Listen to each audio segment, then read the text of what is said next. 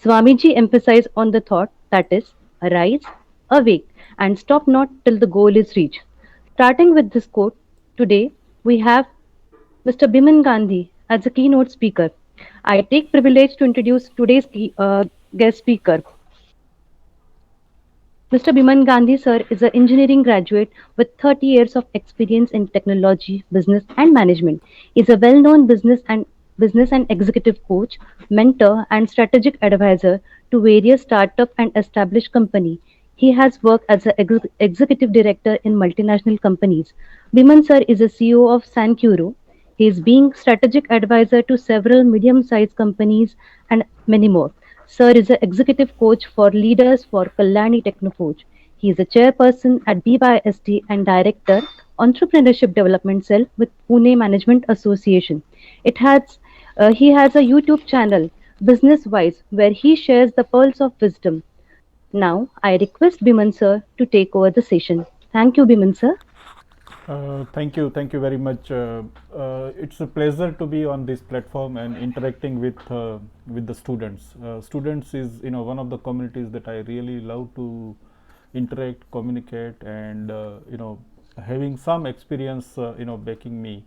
I'm always willing to share that experience for the new generation, because it is the new generation which actually builds India, and I'm very much keen on nation building. Although I'm a professional business coach, while I'm working with some of the small and medium sized enterprise and helping them to take to the next level, I strongly believe that it is also indirectly a way to build the nation, because it is MSMEs, the small and medium sized entrepreneurs, which actually build and contribute immensely to the economy of nation. So I welcome you all, and before I start, I would like to thank Progressive Education Society, Modern College of Engineering, and this MBA department for giving me this opportunity. Today we are going to speak, a little bit about learning habits. I think all the three keywords that are there on my screen probably are very much familiar to the people. We all understand what does it mean by developing. We all understand what is learning. We all understand what is habit. But developing learning habit, why it is so important in our life, and especially when you are young, when you are still enjoying your student life, and I'm sure you are enjoying your student life. This is probably one of the most exciting phases. So I'm pretty sure I have gone through this phase, so I'm pretty sure that you are enjoying this student phase in your life. So why it is important for the life that you are going to start right after you complete your student life? Because typically what happens is, after you complete your or finish your student career, you enter into a professional career. Some of you might pick up some very good profession. Some would become a practitioner by themselves, or some would start their own business, maybe sooner or later, but it's going to be a professional career in nutshell. What role these learning habits are going to play is something that we are going to focus on. All right, I'm going to ask some questions, and if possible, please provide your answers into the chat box. All right. So what's going to be on my agenda today? Well, agenda is very simple. On my agenda, it is you and nothing but you. When I say my agenda is you, it's basically your growth and your well-being. And of course, when you talk about growth and your well-being, your holistic development is included into that. So this is what we are going to cover in this short presentation today, and the focus is going to be on developing learning habits. But before we start, let's dwell a little bit more into the agenda part of it. I think when we talk about your growth and your development, I think it all begins with, what exactly do you want to become, isn't it? Uh, then, in order to become what you want to become, you of course need to know certain things. And like I said, you are in the student phase of your life. obviously you are gathering a lot of knowledge, you are learning a lot, you are expanding your horizon in terms of knowledge. There are number of things that you have already picked up on the way, and there are number of things that you will continue to pick up. So this is something which is very much required when you think about your own growth and your development. And most importantly, how are you going to get there? So if we have to answer these questions, what do you really want to become, is basically nothing but your desire. And we all have desires. There is nothing wrong in having the right desires. When the desire is like that, I want to become the top management executive, or I want to become one of the most reputed business owner, or I want to be identified as one of the greatest innovator. There can be number of desires, and I'm sure sometimes in some walk of your life, this kind of thoughts, this kind of imagination is definitely hitting your mind. Even when you are having or striking a conversation in a group of friends, when you are sitting on a katta, probably you are talking about these desires. So it all begins with desire. Then what do you know is basically the knowledge. It's not necessary that you know everything today, and it is never going to happen that you are knowledgeable about just about everything. Knowledge is a everlasting journey. In one life, probably we can only pick up a very little knowledge, but still you are picking up that knowledge, and that knowledge is going to help you to become what you want to become, to fulfill your desire. And how would you get there is basically nothing but the skills. Okay, so if you look at these three aspects, why I'm talking about this desire, why am I talking about this knowledge and skills, is because the central topic of today's discussion, which is the habits, is basically the combination of desire, skill, and knowledge. So habit, if you pick up any habit, and we are going to talk about it a little bit later. If you think about any habit that you have picked up, right or wrong, good or bad habit, it's all because of the combination of these three things, which is desire, knowledge, and the skills. Now, uh, when we talk about this desire, knowledge, and skill, there are certain things uh, which we need to focus on. In order to develop any habit, the desire has to be there. Without you having any desire, even for good habit or even for the bad habit, the fundamental reason or the trigger is always coming from the desire. So for in order to develop any habit, you have to have the desire. As far as knowledge and skills are concerned, you may have it or you may not have it, but as long as the desire is there, you are going to pick up the knowledge, or you are going to develop your skills on the way. Maybe you have certain skills to a certain level, to a limited level, but you are going to grow in terms of skills on the way. So that's how the habit gets formed. But the fundamental reason for forming any habit, good or bad, is typically the desire. Now, when we talk about desire, do you know what all things that we carried on this earth when we were born? We were all born, and you and me, or everybody on this meeting are counted. When we were born with only two things. Can you imagine that and type in your answers? What were those two things with which we had born?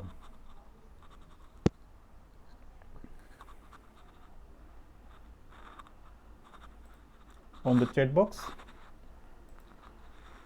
Is the chat box enabled?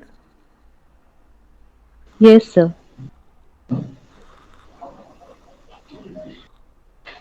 No, it's only available to team members, it says. Okay. So I can't see anything on the chat box probably. Sir, I'm doing that changes.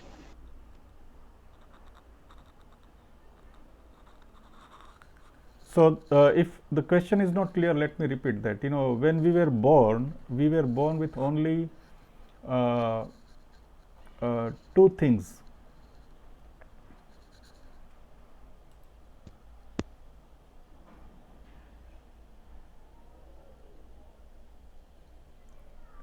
Is it enabled now?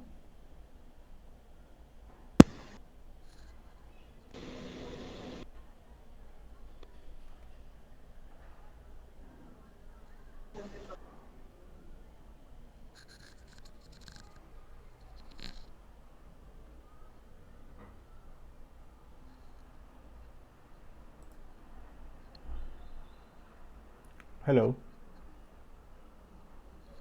Is the chat box enabled?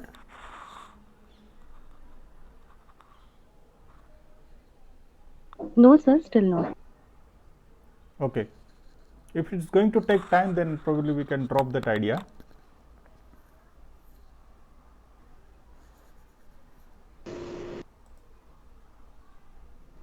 We can continue. Okay, all right. So my presentation is still visible, right? Yes, sir. Okay, all right. Yes, sir. Okay, all right. So I was asking a question that when we were born, what were those two things? You know, we born here with only two things: our ability to breathe, and we were born with certain amount of time that Almighty has granted. Maybe some people, some unfortunate people are granted maybe 20, 40 years. Some people are blessed to have a life of about 70, 80 years, or maybe even more. So it is the time that people allowed us, sorry, the Almighty allowed us, and our ability to breathe. Besides these two things, we were dependent on almost everything. For every single requirement to carry on with our life, we were completely dependent. We were dependent on our parents, we were dependent on our family members. It was mother who started feeding us, so we did not even know how to really get feeded. So we were so much dependent. And just imagine from those days and the time now, let's say 20, 22 years or 25 years that you have spent on this planet. Just imagine how many things that you have picked up. You have picked up things like ability to walk, ability to run, ability to reason out certain things, your logical abilities. You have started uh, speaking a particular language. Maybe you started with your mother tongue, or whatever the languages which were spoken in your surroundings. So number of things that you have picked up. We have picked up those things from our parents, we have picked up those things from our teachers, our friends, our environment. And later on, when we got into the schools and now into university, it is education system which has taught us number of things. We have learned and picked up certain things from the books, from the movies, or the different medias that we watch. And we of course encounter certain situation and exposures. So these are the avenues from where we are picking up things. What we have picked up on the way is called as skills. We say, okay, now I know how to ride a bicycle or how to drive a car. So those are the skills. Then you have also picked up certain knowledge. Now of course, compared to those days when you were just 3 to 4 years old, probably your knowledge was very limited. But now comparatively, now you know a lot of things. So it is the knowledge that you have picked up. It is the experience also that you have picked up. And this combination of knowledge, skills, and the experience basically shapes your behavior, and it also shapes your attitude. Okay, we are still not talking about the habit part of it. We'll come to that habit part a little later. But if we just consider these skills, knowledge, experience, exposure, all of this together, I call them the competencies. And there are certain competencies in life that you need to keep in mind. When you talk about competencies, there are certain basic competencies, and those basic competencies are things like planning and organizing, interpersonal skill, your problem solving ability, your ability to make decisions, Then you are managing yourself, so it includes your own discipline, your own way of being on your, or your own way of demonstrating yourself to the others, uh, your proficiency on language or multiple languages, the discipline, your flexibility, and assertiveness. So these are the things that are considered as basic competencies. These basic competencies are nothing but the survival skill for anybody to survive as a human being. And I'm just talking about the survival. Okay, we will come to the next part, but just to survive, this is a limited list. There are a number of things that you can add here, but just because for the want of time, there are certain competencies that you require. And when I say competencies, like I said, some of the things are more heavier on the skills, and some of the things which are more related or pertaining to the knowledge. So it's the skill, knowledge, experience, and exposure all put together. I am calling them the competences. So you need this survival competence, which forms the basic competencies. But then there are certain competencies which are related or very crucial for your growth. You can survive, हम लोग सब survive कर सकते हैं, but in order to grow, you need some more competencies. And those competencies, obviously, they are part of survival, but these are very much important when it comes to really the growth. If you really want to become and really want to satisfy your desire, these competencies which are listed under critical competence are very crucial. Communication is one such competence or one such skill. You, of course, it doesn't mean when I list any competence here. For example, I am starting here with communication. It doesn't mean that you have to be perfect in order to really grow. You don't have to be perfect, because communication is one particular competence or skill, uh, which you can learn for your life. This is not something that you can any way or at any point of time you can really be perfect on communication. Even when I am speaking to you, I can tell you very humbly that I am still learning communication. Probably if I am able to communicate with you in English, maybe I have got some language proficiency when it comes to English, but it doesn't necessarily mean that I am really perfect in communication. And there is nothing like perfection in any of the skills, or for that matter, perfection is very elusive. There is nothing called as perfection that exists. So communication is one of those competencies which are very crucial and very important for your growth. Then comes the time management. Now, when I say or list time management under critical competencies, I do not mean that it does not fall in basic competencies also. It is actually the next level, whether it is time management, communication, your emotional balance. These are definitely required for your survival, but very crucial for your growth. That is the way you should look at it. The people who are able to manage their emotions, they are able to balance their emotions, are the ones who are really succeeding in their life compared to many more people. Then comes your leadership capabilities, and I'm sure once you enter into your professional career, you are going to hear a lot about leadership. You are going to be sent on different programs related to your leadership development. This is one thing which again is very crucial for your growth. And last but not the least is learning. I have put that in slightly bigger font and in bold letters here because that is the central topic of our discussion today. Learning is also one of the competencies or one of the skills that you need to adopt if you really wish to make it big. If you really want to be counted in this competitive world, in this age of competition, it is learning that really takes you or makes you different than a lot of other people.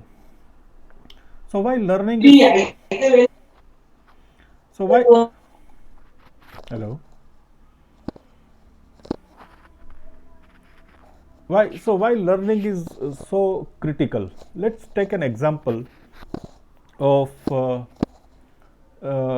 learning zone versus performing zone.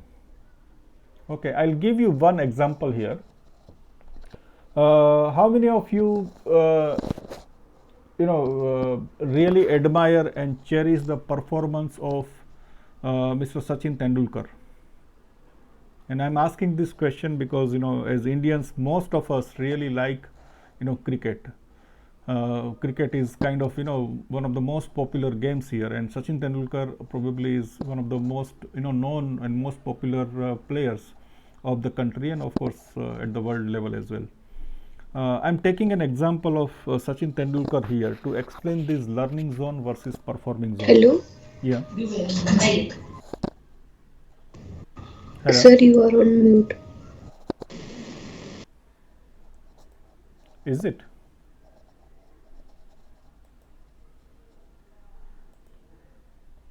okay? Can you hear me now? Yes, sir. All right, and my presentation is still visible. Yes, sir, it is visible. Okay. I don't know at what point of time I went on to mute mode. I don't know how I went into mute mode. There is somebody called AS. He is controlling the screen. I can see that.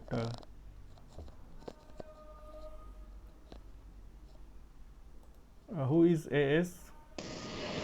Sir, PS Pallavi Shintre, she is the host for the session and she only has the control rights of the whole session.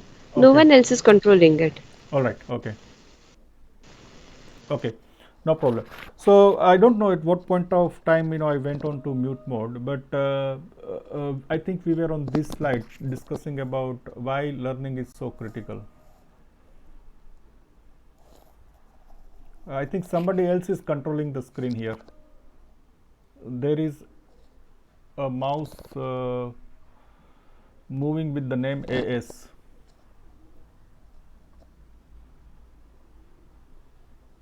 Can you check that? Yes, sir, we are checking. 2 minutes, please.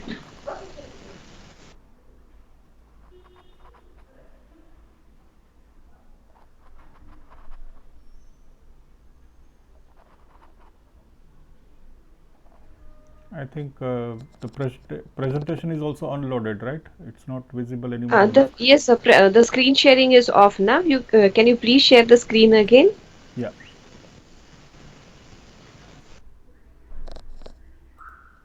Just give me a second.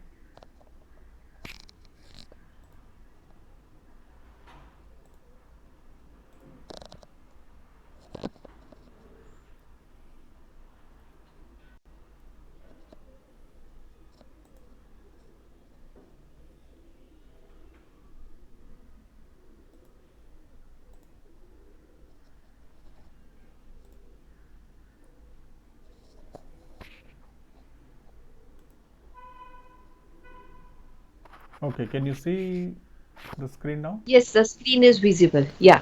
All right. Okay, so let me resume, the topic that I wanted to discuss with you, and that was about learning zone versus performing zone. And I was talking about one of the most popular cricketer of the country, Sachin Tendulkar. We all admire Sachin Tendulkar for everything that he has done on the field of cricket. And then, of course, thanks to the media and social media, we know a little bit about his personal life, and of course, how he came about to become, such a great player. But most of the time, when we clap for Sachin Tendulkar, when we admire Sachin Tendulkar, we always admire for his achievement on the field, and that is called performing zone. But do you know that Sachin Tendulkar is one person, and why the reason why he became so successful during his very long cricketing career is purely because of the learning zone. He has put in more number of hours in the net practice. He is the one who had to be pulled out by his coach from the net practice. I think we have heard about these stories when his coach Ramakant Achrekar and several other people had to literally plead him to get out of net because he was tirelessly working on his game, trying to improve on different aspects of his game in the nets. It is also known fact that Sachin Tendulkar is probably the only player who has never missed a net practice session. when our teams are on the tour or when they are playing a particular series with another country, there is always kind of net practice sessions which are happening ahead of the match day. And Sachin Tendulkar is known person that he has never missed a single practice session, and he used to be the first to hit the net and he will be the last person to get out of the net. That's how important he understood the importance of learning and working on his game, and that is why learning is so critical. We all, of course, when we go to our respective profession, when we appear for an exam, that's our performing zone. But what's important is for those 2 hours or 3 hours of exams that you write at the end of the semester or at the end of the year or a term, you know that how much time you are putting actually, that amount of time is definitely much more than those 3 and 4 hours, right? So if you just try to understand, that's how important and crucial it is to really spend time on learning. And the people who are spending time on learning and develop the ability or develop the habit of learning on a continuous basis are the ones who are able to perform on an ongoing basis, and that's why learning is so very important. So let's look at what basically learning is. Learning is nothing but it's a process of acquiring new understanding, new knowledge, a new behavior, a new skill, new value, a new attitude, or a new preference. This is what forms the definition of learning, and this definition I have of course picked up from Wikipedia. When I talk about Wikipedia, you know that Wikipedia is also one platform where lot of information is available on range of topics, and it is given in much detailed way. I spend a lot of time reading a lot of things on Wikipedia, and of course there are other avenues also as far as online world is concerned. This is just a testimony that I, even at this age, I am about to turn 50 now, but even at this age I spend a lot of time on upgrading myself, updating myself, and that's also part of learning process. About habit, because we are going to talk about learning habit. About habit, what is habit? Habit is nothing but it's a routine of behavior that is repeated regularly and tends to occur subconsciously. So let's try to understand piece by piece. Habit is nothing but a routine. This is something which you kind of develop as a routine, and habit is also a behavior that gets repeated on a regular basis, and it tends to occur subconsciously. In other words, according to me, a good habit is nothing but it's a next level of the skills that you have mastered. When you are applying the skill, for example, I have just I'm taking a small example. Let's say I have recently learned operating a drill machine.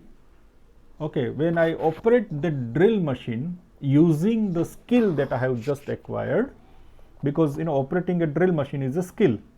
When I am applying my skill to operate that drill machine, I am very conscious. I know when to really turn on the mains button where I have plugged in the drill machine, the cable of the drill machine, and then there is a button at the drill machine is in the shape, it is like a gun. So on the trigger point of the drill machine there is a button, so I know when to start it. But before I do that, I also know that I need to put the drill bit, the appropriate drill bit in a drill machine. I have to fix it properly. Then I also have to mark an area on the wall or a piece of wood, and then I will start that button, and then I also know how much pressure needs to be applied. So if you look at the number of steps that I have just mentioned about in just operating a drill machine kind of small gadget, I am doing all of this very consciously. So when you learn a skill, you are doing things very consciously. It's a stepped approach that I have taken. So I know what to do first, and then what to do next, and then next, and then next. in order to get what I want, using that drill machine and using that skill of operating a drill machine.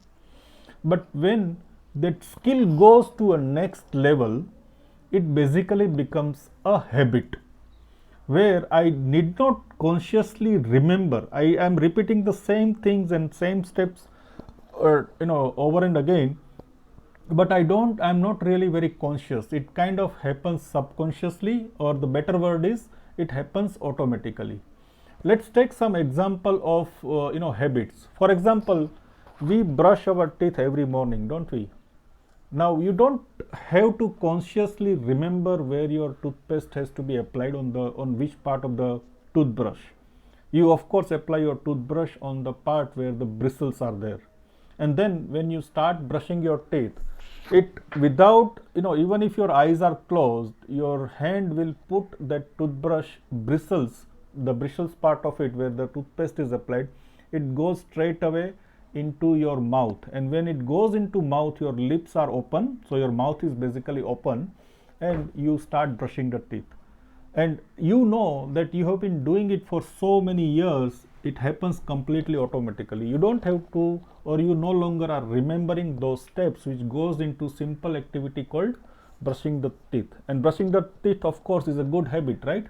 We have been hearing from our parents and our relatives that brushing the teeth is a good habit. Then look at the other example, checking the door latch before you leave your house, or putting a hanky in your pocket or in your purse before you go out, or eating mouth freshener. Some people have this habit of eating mouth freshener after finishing their meal. So these are all simple daily habits.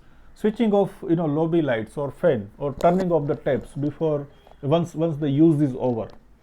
So these are simple things which are happening in our daily routine, which we call that as habit. Why we call them as habit is because it brings the same result, the same outcome every single time, and all of them are happening subconsciously. So what commonalities do you find in all of above? What is common in all of this? Can anybody unmute and answer this question?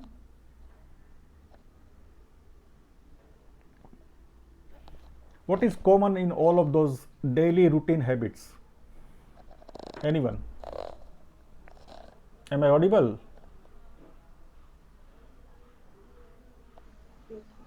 Yeah, I think the question. I think the question is very simple. What is common in all of these above? We have been programmed in doing in such a fashion just because we are used to do so.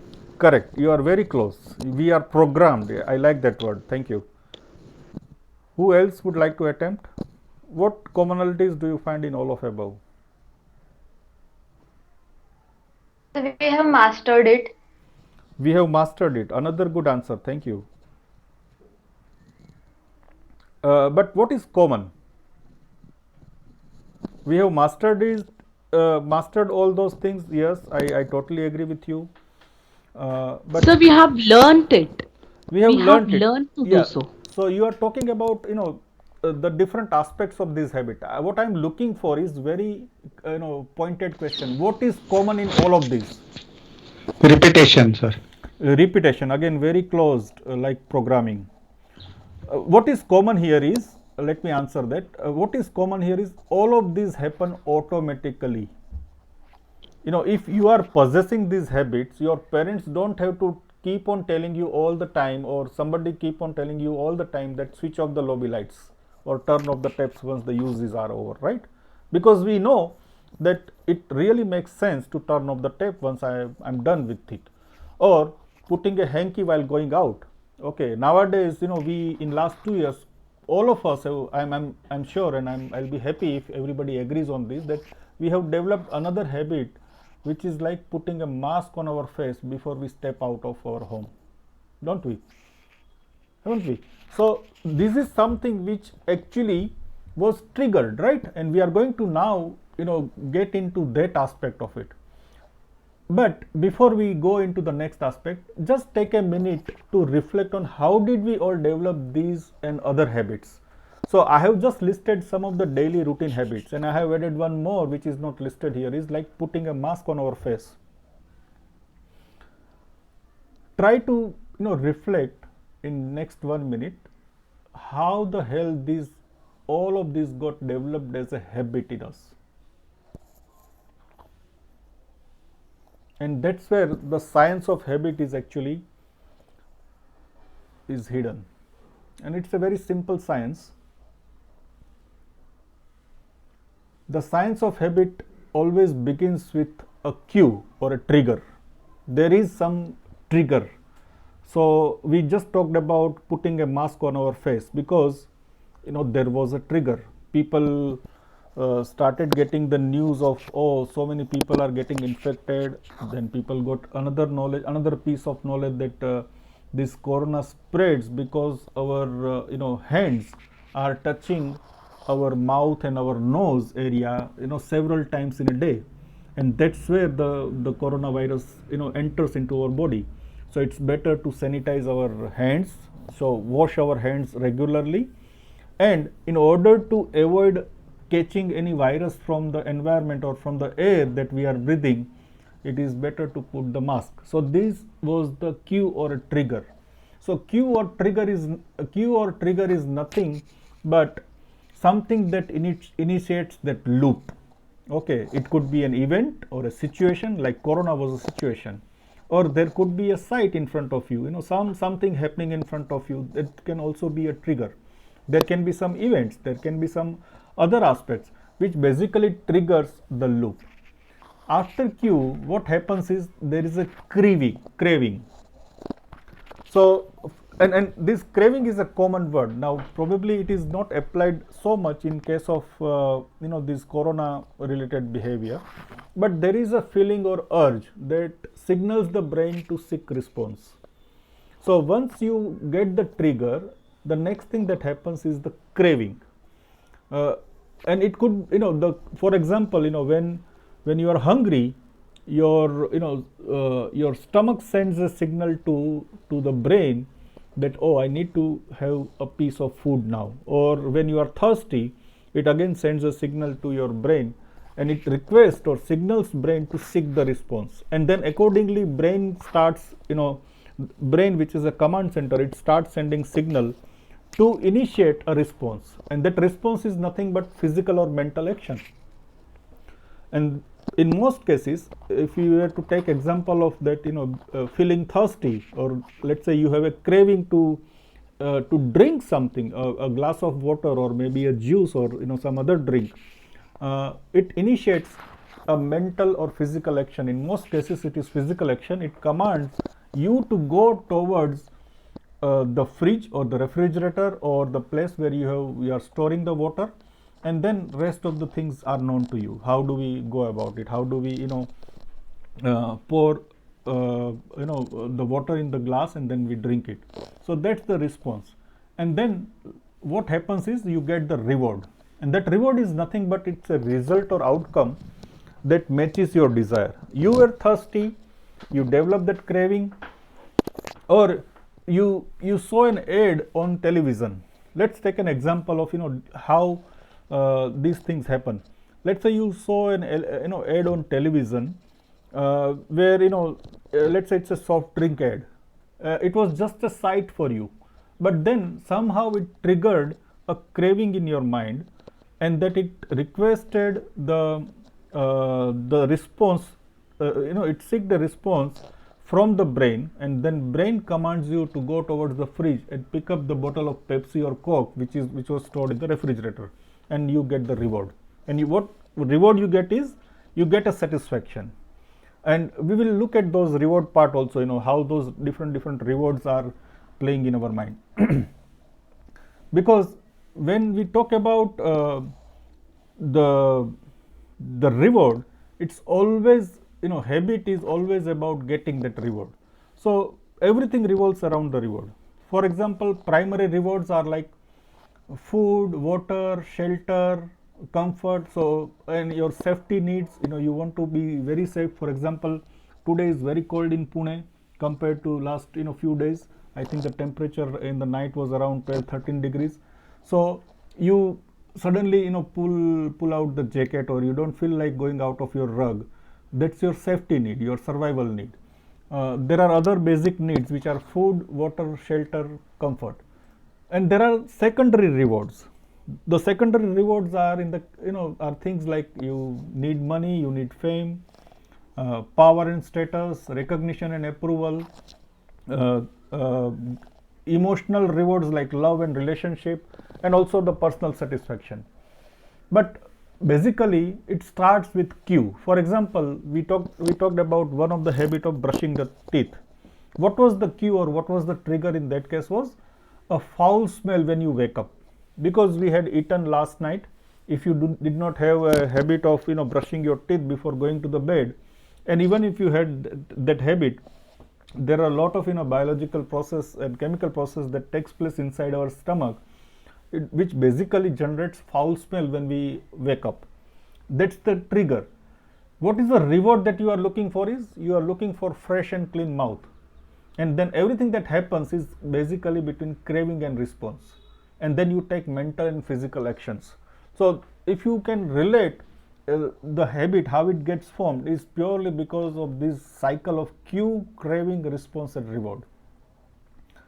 But it's not always about the rewards. Okay, when we talk about habit, it's actually about something else, and we'll just look at it right away. uh, when you start running, or join some group to run a marathon, it's not really about finishing a marathon. It's the goal is always about becoming a good runner. When you, in the influence of some friends or somebody else, when you start playing an instrument, or something like guitar, for example, the goal is not to really learn playing the guitar. The goal is about becoming a musician. It's not about writing a blog or article. Somebody who has developed a liking towards writing something, and it's a very good thing to happen, because when you write, you are really you are clarifying and purifying your thoughts a lot. But let's say when you start writing a blog or article, it's not about writing a blog or article, it's about becoming a good writer. So if you look at on the right side, which is becoming a runner, becoming a musician, or becoming a writer, it's not the reward that you are looking for. It's basically the identity that you want to create. So coming back to our central topic, which is developing learning habit, and because we know that learning habit is very, very crucial for our growth, it's a great competency to have, and it needs to be sharpened over a period of time as the time passes by. Focus on the identity that you want to create. So it's not really about the reward. Habit is all about creating an identity of yourself. How do you identify yourself? For example, let's talk about, we have talked about a lot of good habits. Let's talk about one bad habit, just as an example. Let's say somebody who has just given up smoking. Okay, somebody who has just given up smoking, and another friend just offers him a cigarette. Let's say they are on a trip and somebody offers him a cigarette, and if you are that person, let's say you are the one who has just decided to quit smoking, and you have not smoked for, let's say, last 1 week or so, and suddenly a friend comes up and tells you or offers you a cigarette, probably your response would be, no thanks, I am trying to quit smoking.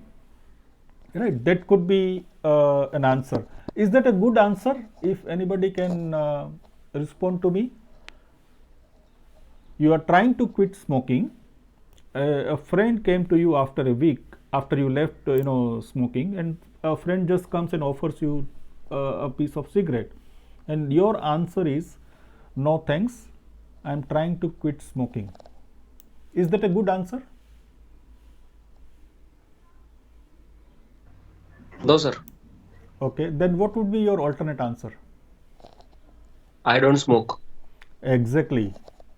Right, that's a perfect answer, because that's the identity that you want to create. When you say no thanks, I'm trying to quit smoking, actually carries a feeling that you are still trying, you are still, you still have those wishes in you. It's, it's not something that you have already identified. You have to identify by saying no thanks, I'm not a smoker.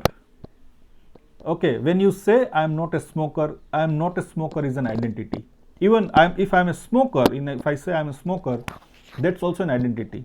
So that's how you need to identify yourself. So when you try to identify yourself, drop who you wish to be. Don't say that I'm trying to quit smoking.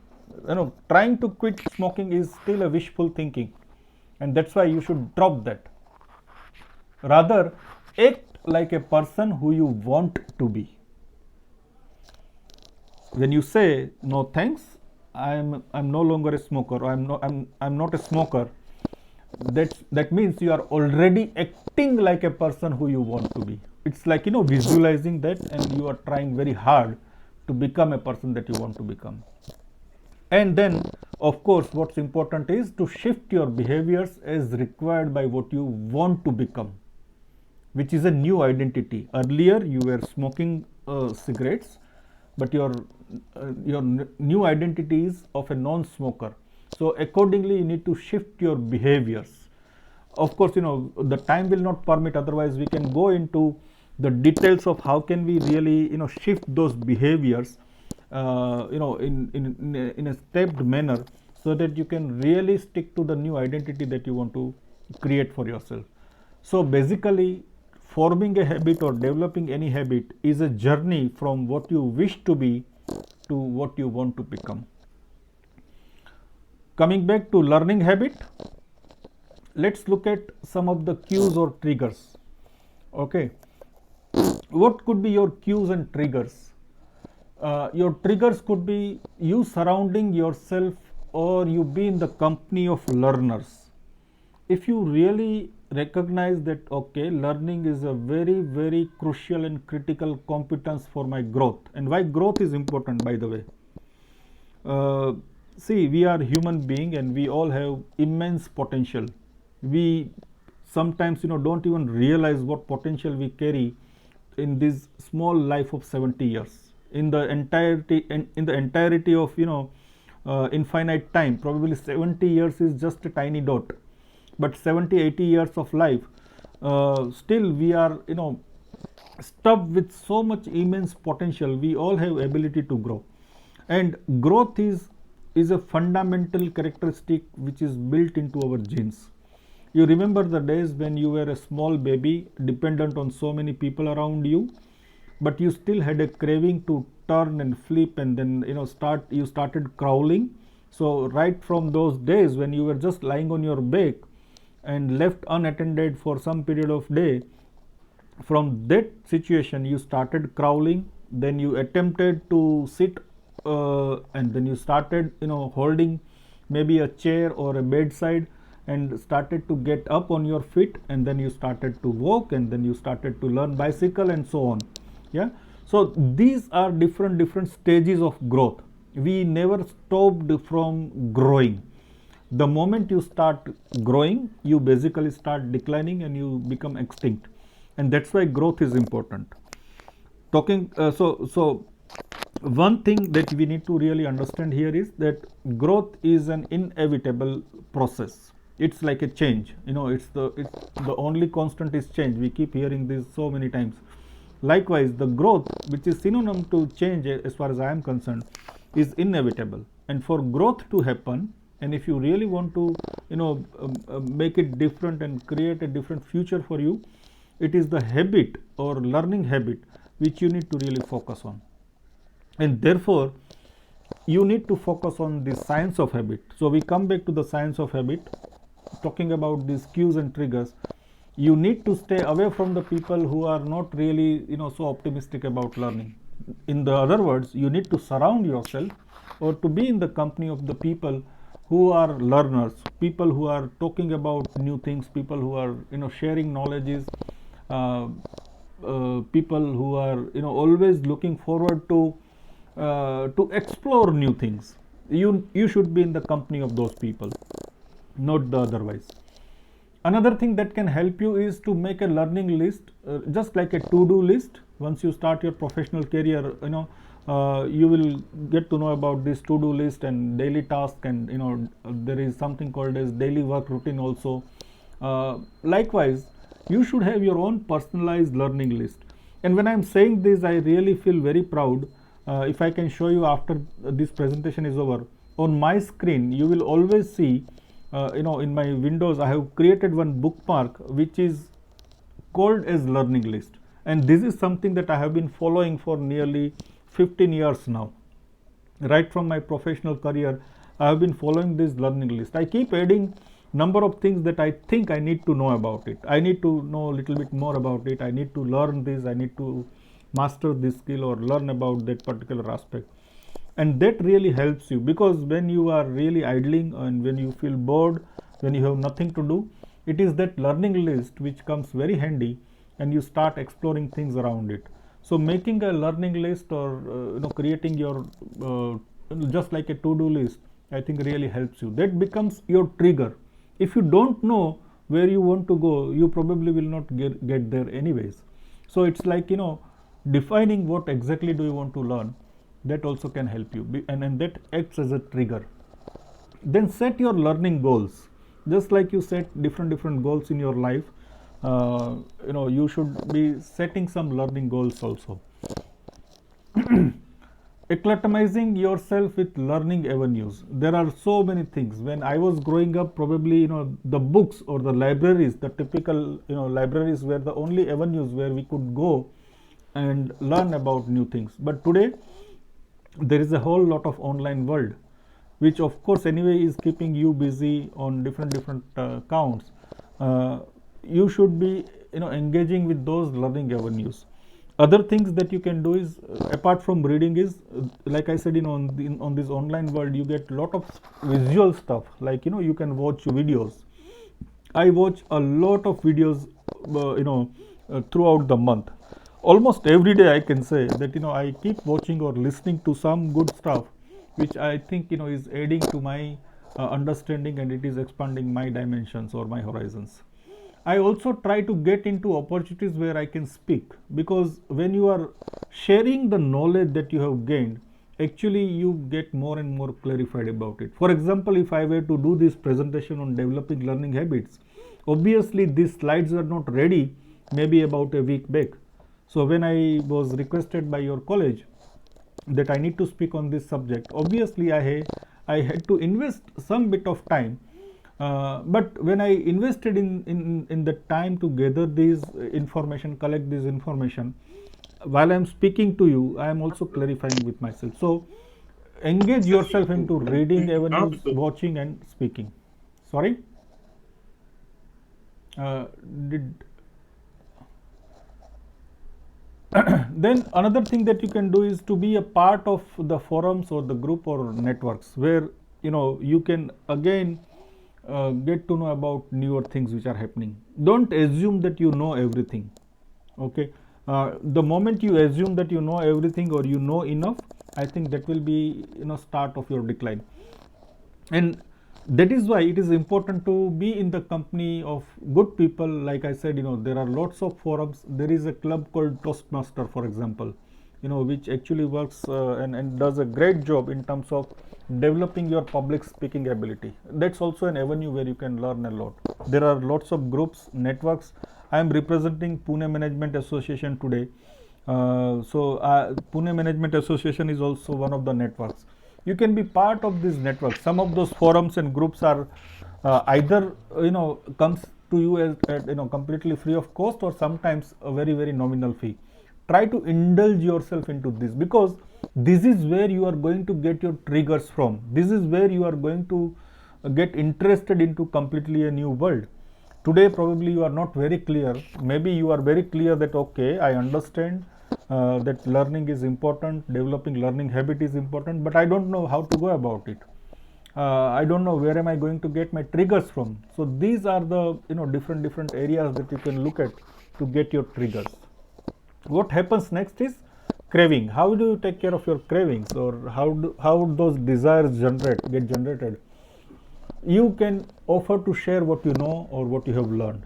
Like I said, when you know about certain things, the more you talk about it, more you share about it, you are going to grow in terms of your learning on that particular subject.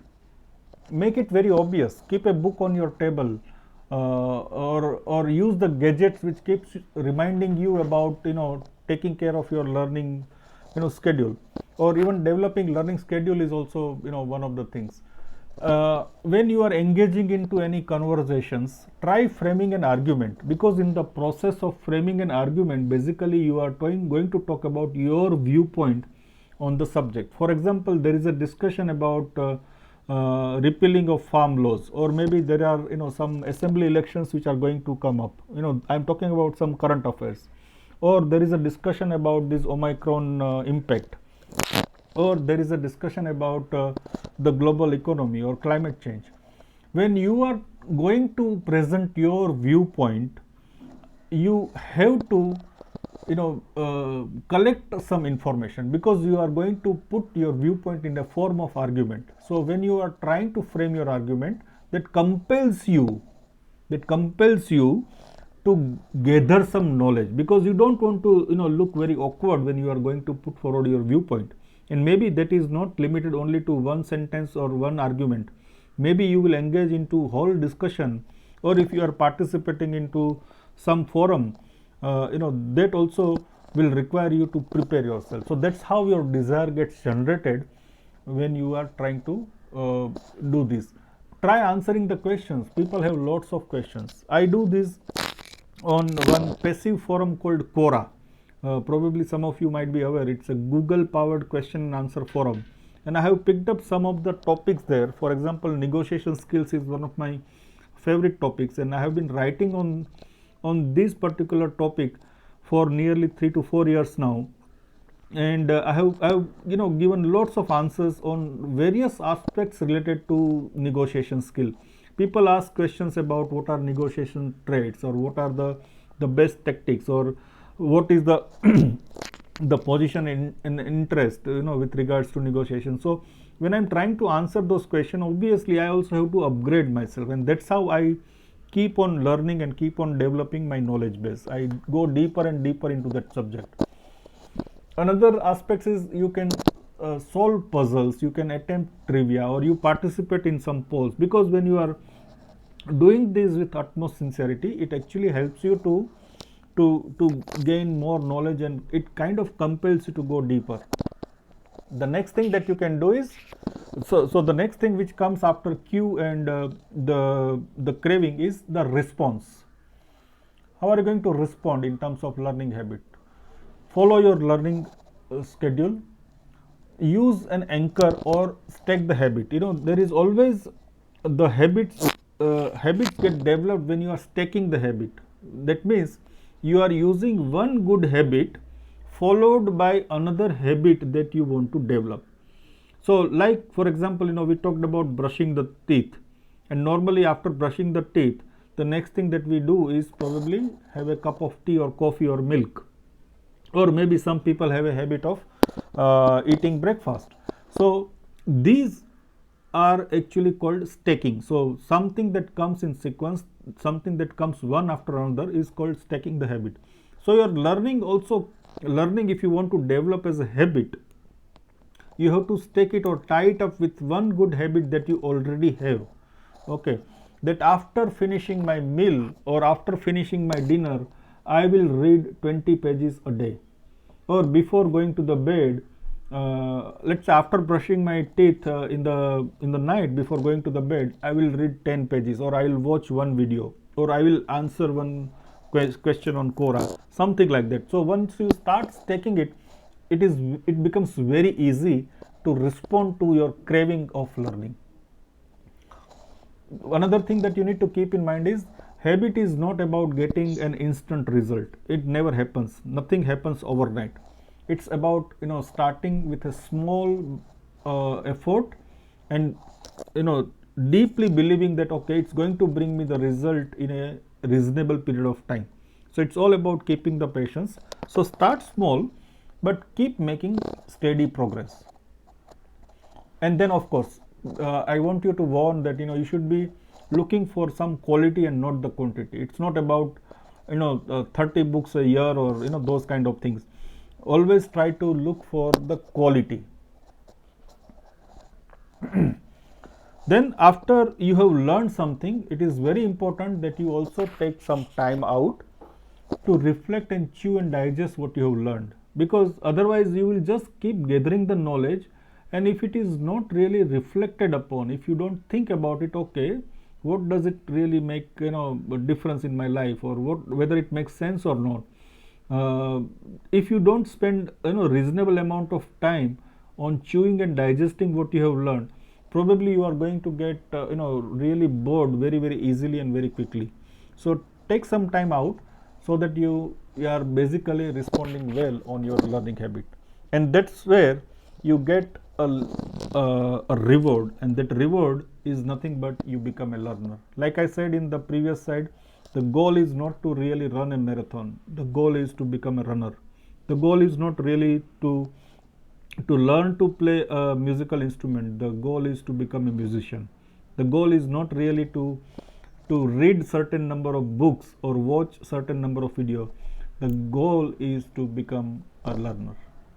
Thank you very much. Thank you, Biman sir. Students, if you have any questions, you can ask. Students,